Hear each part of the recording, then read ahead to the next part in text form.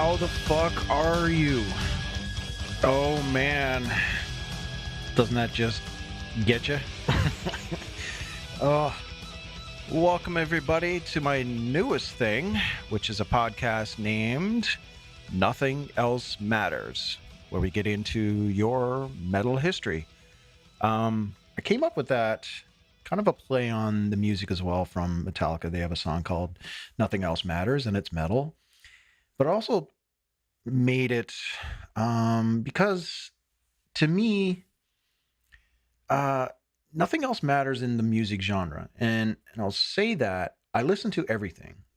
I can listen to opera. I have. I've listened to country. I've listened to hip hop. I've listened to pretty much anything. And if you ask any metalhead, they kind of listen to anything as well. But for me, it all comes down to metal and all of the subgenres. It was once said that metal has the most subgenres of any music genre out there. And I believe it because I've been,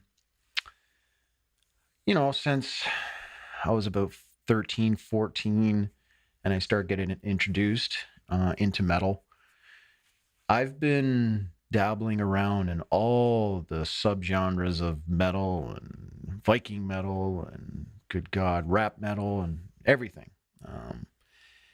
So I kind of started this, and again, I'm putting an open invitation to anybody who wants to chime in, be a guest.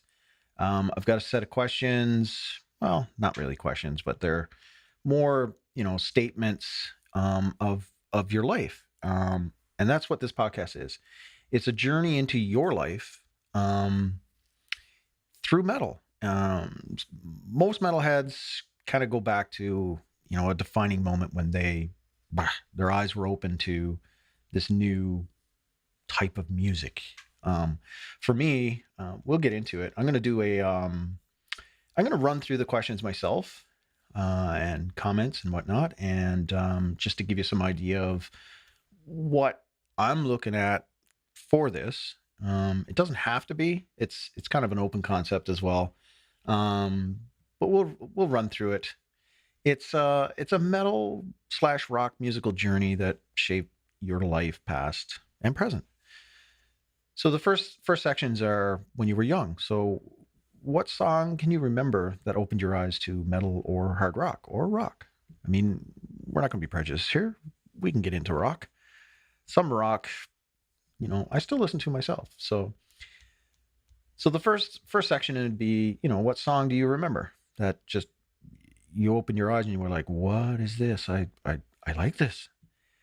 First impressions of the song or the album, what hooked you to that? Like, what drew it to you? Or are you a guitarist and like myself and, you're just drawn to that guitar? Like, I'll get into it later, but AC/DC, like the moment I heard that guitar so raw, and then saw the video with Angus, dressed like he is, I was hooked, right? How did your parents feel about it?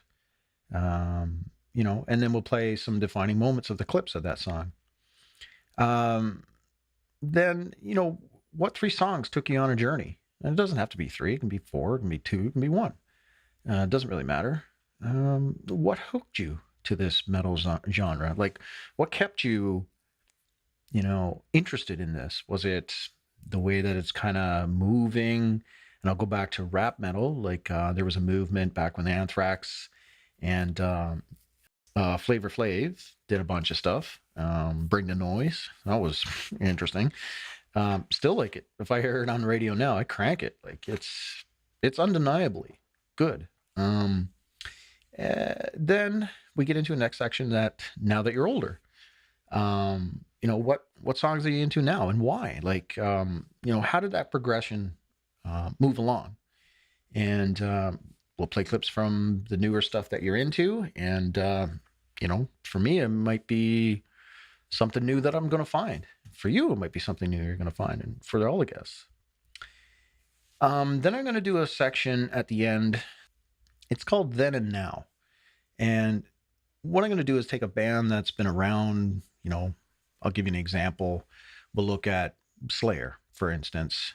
Slayer started out, we'll play a track from then, and then we'll play a track from now. And, we'll kind of talk about how they've changed, why they've changed, band lineups, that whole stuff. And next section that I want to do is called Bands That Changed It All. And what I'm talking about there is what I've found in my journey anyway, is that there's always, every year, 2 years, whatnot, there is a defining band that kind of changes or adds a new genre to the subgenres of metal. And some quick examples of that are like Rage Against the Machine. Those guys changed what metal / rock / rap was all about. They changed a lot. Another one is Korn. Korn is another example of that. Korn, they took their own style and made noise, basically, because if you listen to some of the guitars, it's noise. They've perfected how to take a noise and make music out of it. So that's kind of the examples of bands that changed it all. So we'll get into that. And that is about it. I want to keep it real simple, where, stuff you listened to when you were young, stuff you're listening to now. And maybe it's not even metal. Maybe you said, you know what, I listened to metal at one time, but I'm so bored of it now. It doesn't matter. We'll chat about it. Then the next section, like I said, is then and now. And the final section, bands that change it all. So really just 4 sections and just a quick, it doesn't even have to be an hour. It can be just 10 minutes, 20 minutes. It doesn't matter. Just, I'm really curious. And I've talked to a lot of metalheads about this and in concerts or whatever, like, what drew you into this? And that's pretty much what this is all about. So I'm going to go through it and give you my introduction into hard rock and metal and go through this whole section.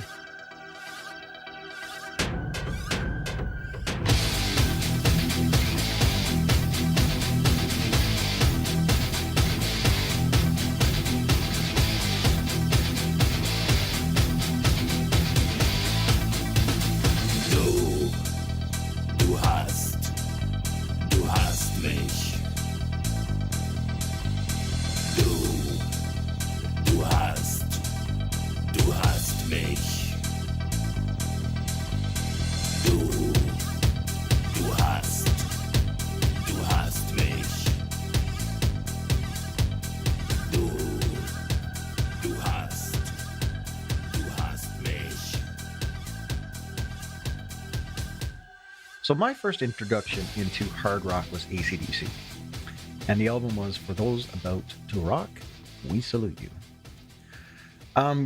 The whole thing, how that happened was a friend of the family came to visit while my parents were, doing their thing upstairs, yakking. He asked to put this tape on our, family ghetto blaster kind of thing back in the day, ghetto blasters. So he put this thing on, and, right away he hits play, and, he kind of looks over at me and, scratches his chin. And I've never heard anything like this before. Like, previous to AC/DC, I was listening to the stuff that my parents made me listen to, stuff like, Cat Stevens, which is, you know what, I appreciate it now. Back then, at that age, not so much. But, Cat Stevens, Roger Whittaker, that was another one. If you don't know who Roger Whittaker is, look him up. Interesting, to say the least. But, so he puts this on, and, the first thing I hear is like this raw, guitar, and I'm like, okay, I don't fully understand what's going on here, but it was like a light switch just turned on in me. Now, I was instantly glued to that speaker. Like, I couldn't move. And then, you get in this, through the song, like halfway through the song, you hear this cannons going off. I've never heard anything like that.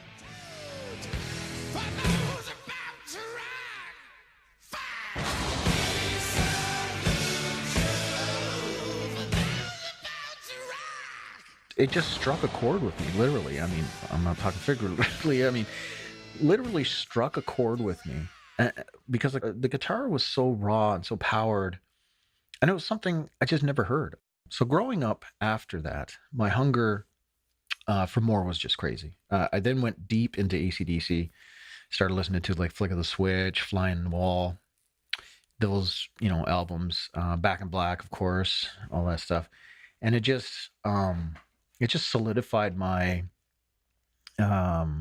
curiosity, I guess, for this new thing that I never heard for before. So I got into them, and then after I kind of went through their catalog and figured those guys out, I got into Quiet Riot, and Come On Feel the Noise, of course, was the quote unquote hit.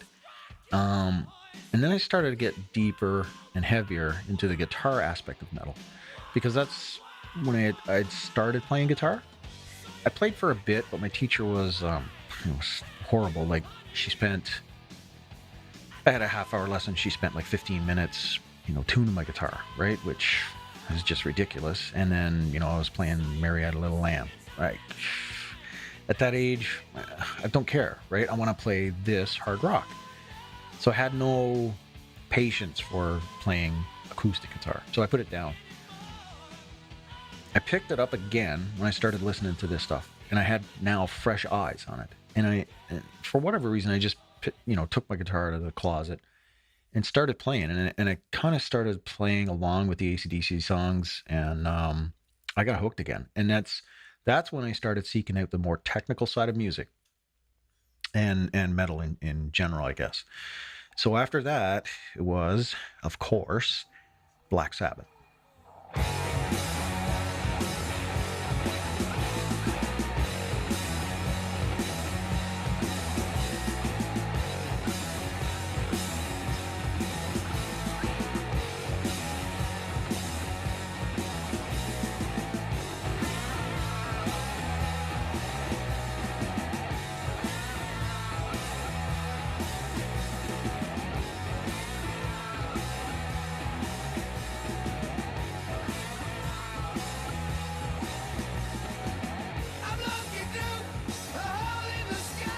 And Black Sabbath, I ate up the whole Black Sabbath catalog as fast as I could. Like, I mean, this is back in the day when you got tape cassettes, right? So after school, I took the chance of not getting on the bus.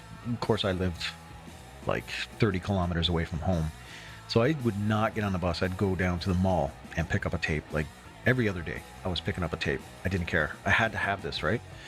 So, cassette, Walkman, bus, that was it. I was listening to these over and over. I blocked out everybody. I blocked out the world. I blocked out anybody that would have been, I don't know, friends at that time. I just didn't care. I'm listening to metal. I'm listening to Black Sabbath, and leave me alone. After going through the whole catalog, for me anyway, I really latched on to Sabotage, and I kind of know why, but at the time I didn't know why. But now that I listen to it, I understand why. It's a very technical album. It's different from the rest of their stuff. They started to change, and Sabotage was kind of right there. And there's a lot of, again, quote unquote, hits that came out of that Sabotage album that I just love. Sabotage and Bark at the Moon. Bark at the Moon I played quite a bit.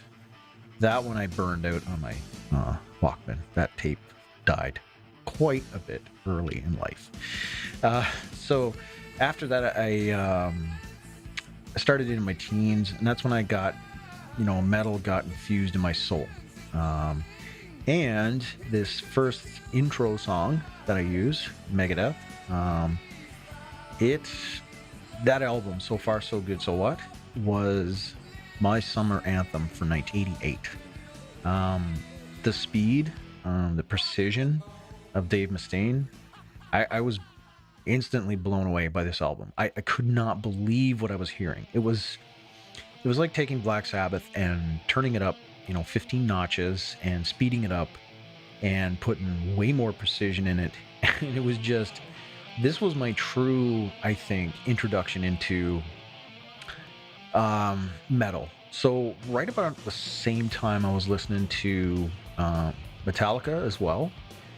They were different. Megadeth and Metallica, if nobody really knows, Dave Mustaine used to play with Metallica, and they split after a big fight, and he started Megadeth, and Metallica, got their own way.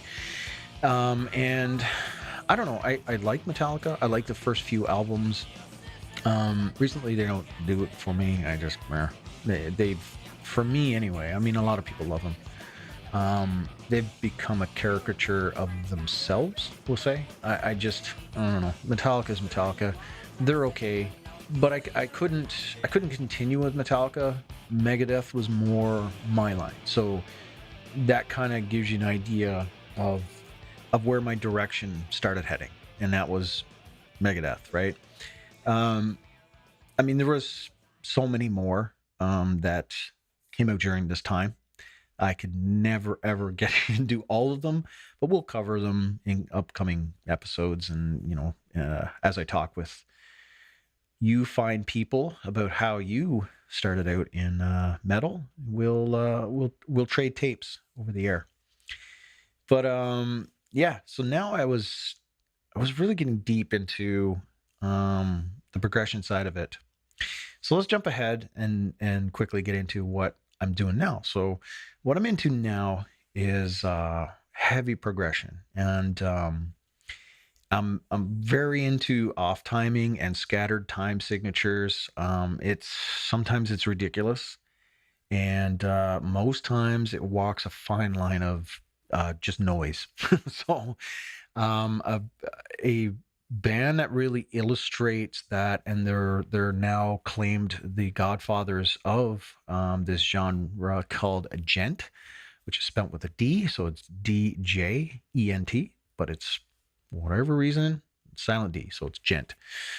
This form of music must be heard to be understood. It's so hard to explain, but it's like you take your usual dump dump dump dump dump song time signature, and then you drop a note or you add a note somewhere in the round.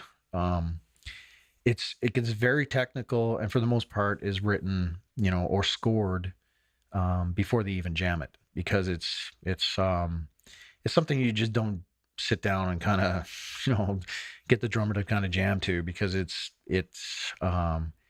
your typical drum loop pattern doesn't happen, because it drops a beat or two here, or can add 2 or 3 the next time around. It's very scattered. But at the same time, when you listen to it, it almost confuses you, but then you're like, I hear something in here. So anyway, here's an example of what I'm talking about with this technical timing. And this one is Meshuggah, Clockworks.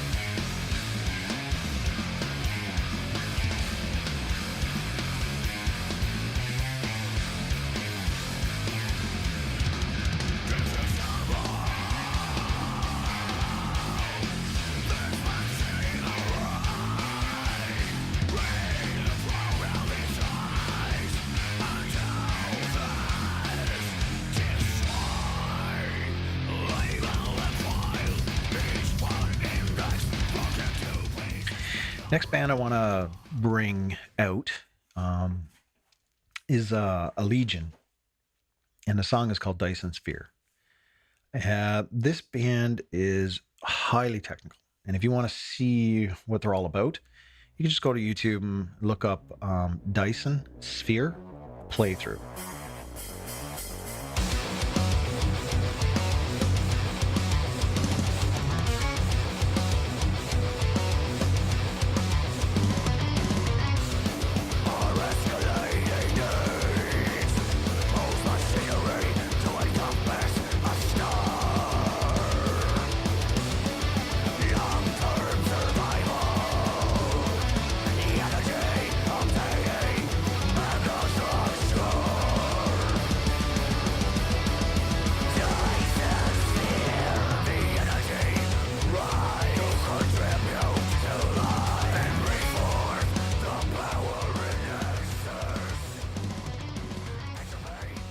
So that's pretty interesting, right? If you haven't heard that before, there are, well, I mean, the whole song is pretty much scales. They just do scales. So every time I hear this on my mix or whatnot, I start doing scales with my fingers in the air. It's unstoppable. I can't stop it. It just happens. Drummers, start doing their drumming thing when they hear a song. I just start doing scales. Whatever. It's crazy. My newest favorite band is Insomnium. And these guys, their most recent album is called Winter's Gate. It's a melodic death metal album, and I think I've landed on this as my genre now. This is where I am kind of now for me. For a long time, I've been trying to find my musical voice, and I believe this is it. And what I mean by that is I've always been searching, like, what's my genre? Like, do I like the death metal? Do I like hip hop metal? And I do like all those, and I can sit down and listen to them. But when there's an album that comes out and you listen to it and then you listen to it again, and then you start hearing more stuff, and then it's like, well, wait a second, there's keys in the background here, and oh, hang on, there's a melody going on off time with this, and you start dissecting it. Basically, this is what I did with Winter's Gate, and it is death metal, but that being said, it's an album of different sorts. So I think what draws me to this genre is it's a complete, this album is a complete song front to back. So it's 45 minutes and it's one song basically broken up into sections. And I think what drew me to this album is that there's a couple things actually, but first one is that it's very melodic, and it's got this, well, I'll get into it. It's a historical kind of listen. It introduces you to every facet of death metal. So every song is kind of a different type of death metal, and you can get into all types of subgenres in death metal, or like I said, rap metal or whatever. But even this one, what they did in this album is they took an idea. So the idea is, it's written from the perspective of Vikings, leaving for a new land, and all the trials and tribulations of high seas and freezing winds and all that. So it's written from that perspective. And then what they did was they took every song and kind of wrote it from different eras of death metal. So you'll have like speed death metal, or you'll have very melodic slow death metal. I don't know, it's completely different, but in the same token familiar.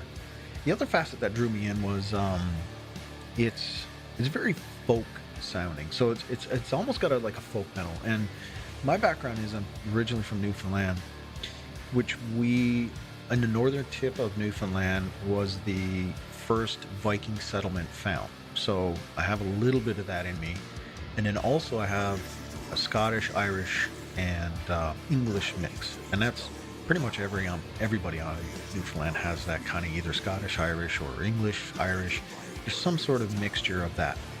And when folk music is kind of in your blood, and then you hear a lot of that in this music, on this album particularly, it just hits you right in the heart. And that's why I think I've landed on this, and I can just hit play and listen to the whole album front to back. There's not one song on this whole album that I'm like, I don't like that. The whole album, for me anyway, is just great. So I'll give you a little taste of it, and this is Winter's Gate.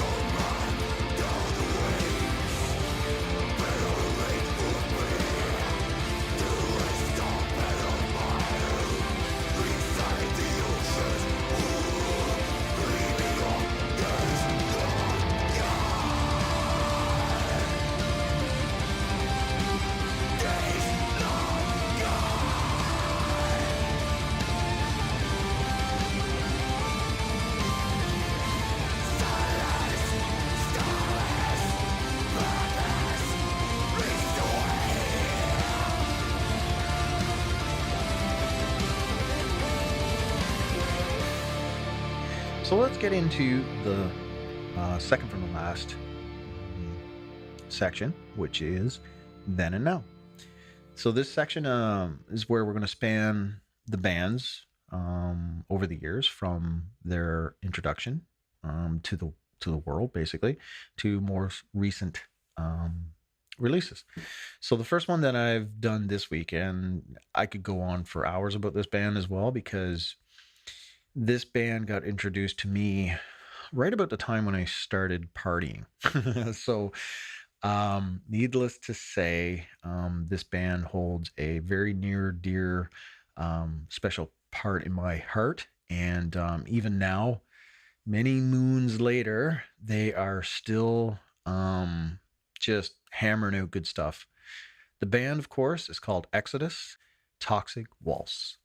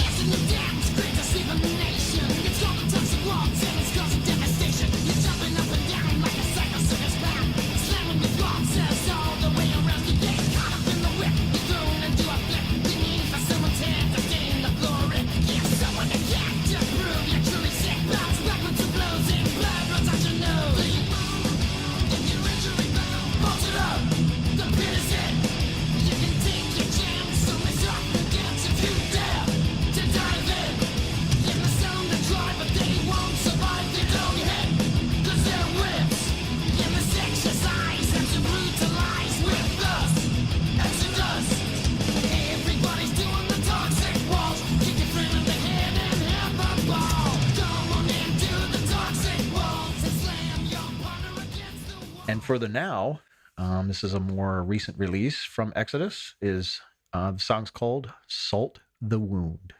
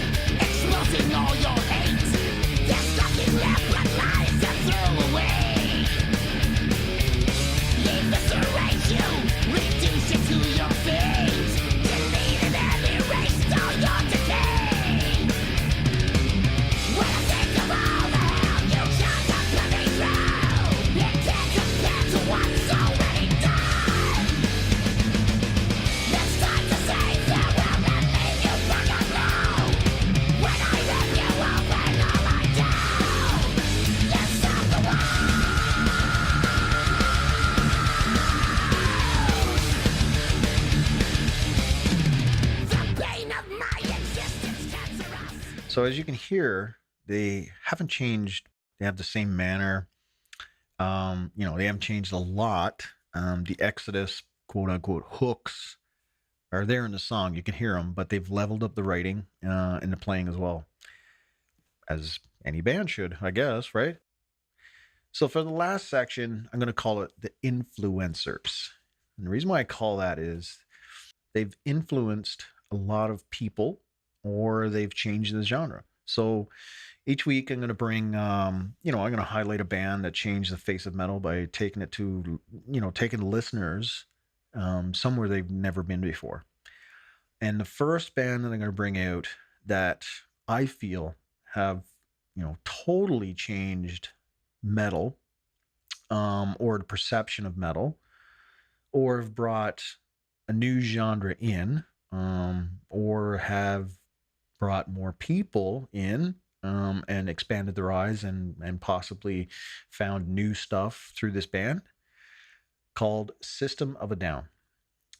This band, they are Armenian. So, they were born in LA, but they're all of Armenian descent. I saw these guys open for, who was it? They opened for Slayer in Toronto. It was their first album. I hadn't even seen them on Much Music or anything yet. But when I saw them, oh my God, I directly went right to their, merch stand, and I bought their CD immediately, because it was just something about this band was, you could tell you were watching something happen. And they went on to be a pretty big band that kind of crossed over. Well, I don't know about crossed over into the rock world, but they had songs that were, used in not television commercials, but they were used in, like promos and stuff like that, right? And it's like, wow, for a band to go from hardcore metal to, oh yeah, I know System of a Down. You're talking to people that don't listen to metal. So I'm going to play a couple songs. Actually, I'm going to play 3 songs from these guys just to kind of give you an overview. The first one is War, which gives you kind of a taste of it. The second one is Sweet Pea, which was on their first album. And this is this was the first song that I heard from them. And after I saw it on, was that Much Music? Yeah. I saw it on Much Music quite a bit after, I think like a couple months after I saw them. And then the third I'm going to play is Empty Walls. Now, this is not a System of a Down song, but it's a Serj Tankian, which is the lead singer. He started like an offshoot project, solo project. And this song, the reason why I picked it, it showcases his style of singing, and it showcases what he's all about. So when he gets into singing the verse, which is, don't you see those bodies burning, desolate and full of yearning, dying of anticipation, choking from intoxication? Don't you see their bodies burning, desolate and full of yearning, dying of anticipation, choking of intoxication? I want you. That whole section, he sings with one breath.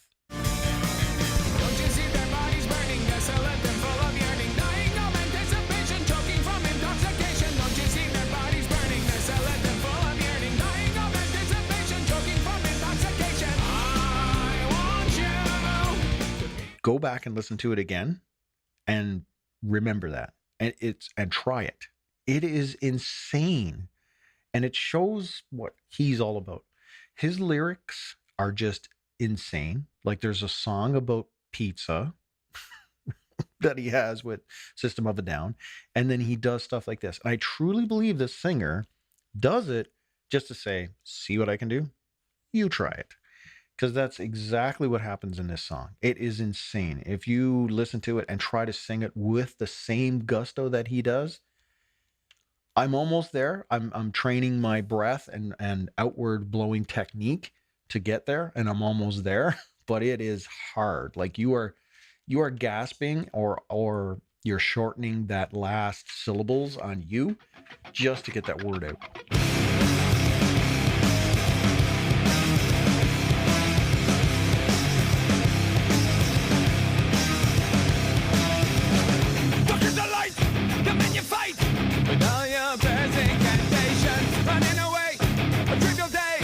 Judgment and deliverance. Your soul, this monkey soul, a Gentile or a priest, who victored over the Celtics when the Holy Land was taken.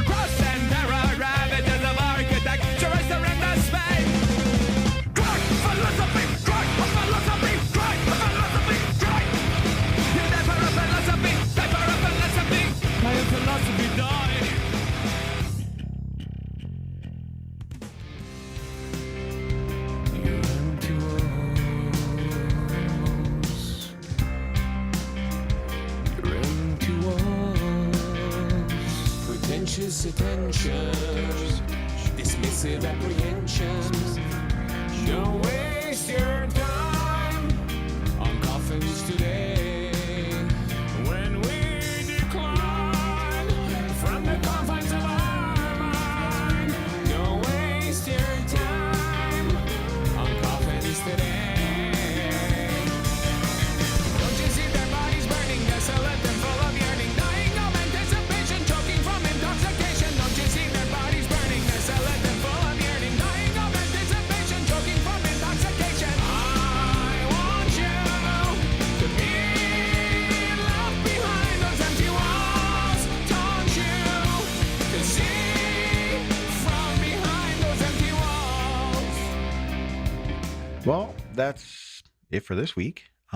Next episode, we'll get into more then and now, and another band that changed it all. Plus, I'll go into a few more bands that influenced me and helped me through my life. Thanks for the download. I know this is not What's Your Work. That show actually is, parked for now. I'm having a hard time finding people, to be honest. It's an interesting concept, but I get a lot of people interested in doing the show, and then when I actually start trying to do it, there's one of two things happen. They either get cold feet talking about it, or our schedules just don't meet, and it's hard. But I wanted to do something with the metal, and that's why I brought this forth on this channel. So yeah, this is not What Your Work. This is my other work, which is my other passion, or my work of passion, I should say, is getting the word of metal out there. So again, I thank you guys for listening, hanging in there. If you want to reach out to me, I'm at ChatNV on Twitter. You can email me, chatnv@gmail.com, with your suggestions, or if you want to be on the show, by all means, man, just let me know. The outro I'm putting in today is Fear Factory, Linchpin. I saw this band open for so many bands in Toronto one summer. It was ridiculous. They would open, for everybody. Each time they would say they came back for the beer. So I was sold. I was always sold by the fact that the guitar chugging follows the bass drum. And if you listen to it now with that little tidbit and you listen to it, the guitar chugs with the bass drum, and it just illustrates again how much of a machine that pick hand is for this guitarist, because it's just ridiculous, and I love it. This is another band that I feel that kind of changed everything. I mean, for a band like Fear Factory, they had what movie was it? Oh yeah, it was Mortal Kombat. That's it. Not a great movie, but Fear Factory was there. So they got it out to the masses. Metal to the masses. That's the best part. So I leave you with Fear Factory and Linchpin.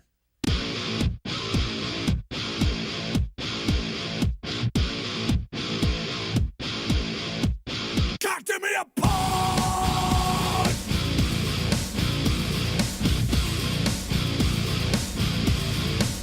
Talk to me apart.